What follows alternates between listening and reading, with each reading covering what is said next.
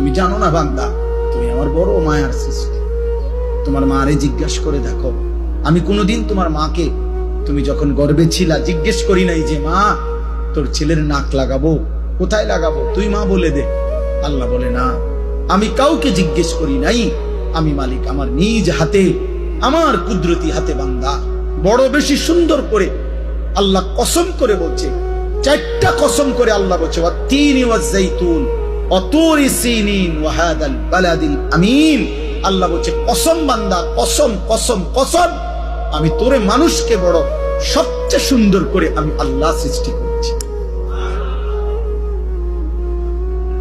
আমি তোকে বড় বেশি যত্ন করে বানিয়েছি। আমার মতো এমন মালিক কেমনে ভুলে গেলি? এমন মনিব কেমনে ভুলে গেলি? এমন মালিক কেমনে ভুলে গেলি? ভাইয়া বলো না, একটা ছেলে বলো, এত বড় মালিককে কেমনে সেজদা না দিয়া, এত বড় কলজা তোমার কেমনে হলো? তুমি জানো না তিনি কে?